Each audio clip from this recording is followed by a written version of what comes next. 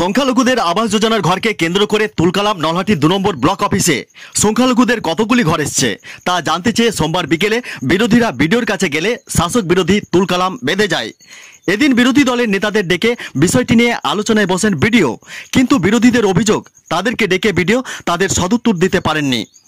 বিরোধী দলনেতা কালাম শেখ বলেন, আমরা জানতে চেয়েছি কতটি বাড়ি এসছে, সেই সঙ্গে কাদের দেওয়া হয়েছে তাদের তালিকা জানতে চেয়েছি, কিন্তু বিডিও তার সদুত্তর না দিয়ে বেরিয়ে যাচ্ছিলেন।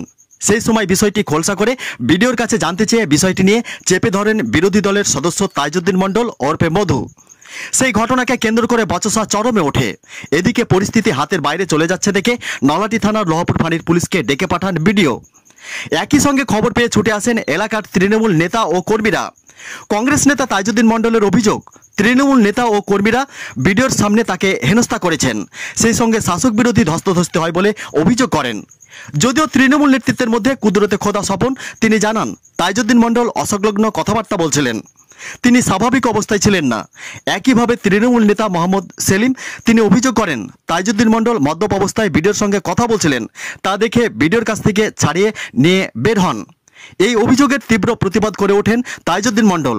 তিনি সঙ্গে সঙ্গে বিষয়টি নিয়ে জেলা প্রশাসনকে জানান। সেই সঙ্গে তিনি দাবি করেন তার এবং বিডিওর দুজনের একই সঙ্গে শারীরিক রক্তের নমুনা পরীক্ষা করা হোক, তাহলে স্পষ্ট হয়ে যাবে কে মদ্যপ অবস্থায় ছিল। তিনি অভিযোগ করেন বিডিও সরকারি দপ্তর চলাকালীন সেখানে মদ্যপ অবস্থায় ছিলেন। এই অভিযোগের ভিত্তিতে বিডিও রজত রঞ্জন দাস তিনি কোনো মন্তব্য করতে চাননি। আমরা তার কাছে অভিযোগের কথা জানতে চাইলে তিনি বিষয়টি নিয়ে এড়িয়ে চলে যান। অন্যদিকে ব্লক অফিসের বাইরে তৃণমূল কর্মীরা আক্রমণ করবেন বলে আতঙ্কগ্রস্ত হয়ে পড়েন বিরোধীরা। সেই আতঙ্কে তারা বিরোধী দলনেতার ঘরে বন্দী অবস্থায় থাকেন। পরে পুলিশ পহরায় ব্লক অফিস থেকে তাদের বের করা হয়। লহপুর থেকে নিজস্ব প্রতিনিধি রিপোর্ট, নিউজ 89 নলহাটি, বীরভূম। কিছুই না, বিরোধী দলের একজন সদস্য তাইজউদ্দিন মণ্ডল হঠাৎ করে ব্লকে এসে একটা গোলযোগ পাকানোর চেষ্টা করে বিডিও সাহেবের সঙ্গে। এলাকার পাবলিক ব্লকে বিভিন্ন কাজে এসেছিল, সেই পাবলিকরা দেখেছে একটা অনৈতিকভাবে একটা মানুষ এসে চেঁচাচ্ছে, সবাইকে তো চেনে না, হ্যাঁ, এবং ও কী অবস্থায় ছিল সেটা উনি জানেন, সেটা আমরা বলতে পারবো না। এইসব দেখে পাবলিক হেনস্থা করে ওনাকে বিডিও অফিস থেকে বের করে। কি দেখলেন ঘটনা? আমি আজকে ঘন্টাখানিক আগে ব্লকে এসেছিলাম একটা কাজে, তো এখানে এসে দেখি আমাদের সমিতির বিরোধী মেম্বার তাইজউদ্দিন সাহেব, উনি কী অবস্থায় আছে আমাকে তো সন্দেহ লাগলো, হ্যাঁ, তা নাহলে ওরকম ভিডিওর সঙ্গে আচরণটা করতে পারতেন না। উনি কি অবস্থায় বলতে চাইছেন? মদ্যপ অবস্থায় হতে পারে, তাই মনে হলো দেখে, যেহেতু ভিডিওর সঙ্গে যে আঙুল তুলে কথা বলা, যে কোনো জিনিস উনি সিস্টেমে কথা বলতে পারতেন, কিন্তু আমরা জনতা দেখলাম, সবাই মিলে দেখলাম যে উনি যে আচরণটা করেছেন উনি ভালো কাজটা করেননি। আজকে সামনে এবং পুলিশের সামনে ধস্তাধস্তি, কলার ধরে টানাটানি, ঘিচড়াঘিচি এবং বাইরে পুলিশ গাড়িতে তুলে নিয়ে চলে যাচ্ছে। আপনাকে কি বাইরে বার করে দিচ্ছিল? বাইরে বার করে দিচ্ছিল, পুলিশের গাড়িতে তুলে নিয়ে যাচ্ছে। বুঝতে পেরেছেন, বিডিও সাহেব প্রেজেন্ট ছিলেন। বিডিও সাহেব বললেন না যে এটা আমাদের পঞ্চায়েত সমিতির ব্যাপার, আমাদের মেম্বার প্লাস বিডিওর ব্যাপার, আপনারা কেন না করলাম। পুলিশ কি গাড়িতে তুলেছিল আপনাকে? পুলিশের গাড়িতে তোলাবার থেকে নিয়ে যাচ্ছিল। বিরোধী দলনেতা বলে যে আপনি কি দেখেছেন বলে পুলিশকে হাত থেকে টেনে নিয়ে এসেছিল। নিয়ে এসে আমাকে এখন ঘরের মধ্যে রেখেছে। পঞ্চায়েত সমিতির বিরোধী দলনেতার ঘরে আমি আছি। আমি এখন প্রাণ সংশয়ে ভুগছি।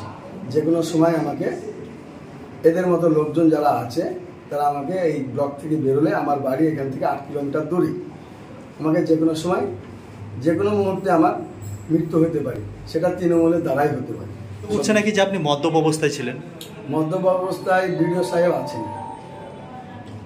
বিডিও সাহেব আছেন। বিডিও সাহেব মদ্যপ অবস্থায় আছেন। যদি এসডিও সাহেব বা ডিএম সাহেব আসেন, যদি ওনার ব্লাড টেস্ট করা হয় তাহলে এখনই ধরা পড়ে যাবে। এটা আমি চ্যালেঞ্জ করে বলছি, আমি মুখে গন্ধ পেয়েছি। যারা সাধারণ মানুষ ছিল তারা তো বলছে যে আপনি নাকি মদ্যপ অবস্থায় ছিলেন। আমার ডিএনএ টেস্ট হোক, আমার মেডিকেল টেস্ট হোক, আমি তো আছি, আমি তো রয়ে আছি, কক্ষে রয়ে আছি।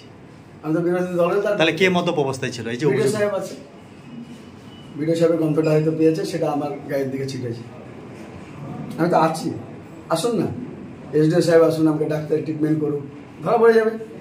জল কা জল, দুধ কা দুধ। কিন্তু 100% ডিএম সাহেব, বিডিও সাহেব মদ খেয়ে আছেন। এখনই যদি এসডিও সাহেব আসেন, ডিএম সাহেব আসেন, এখনই তুরুন ব্যবস্থা হবে। একটা অন ডিউটি অবস্থায় তিনি অফিসে মদ খেয়ে আছেন।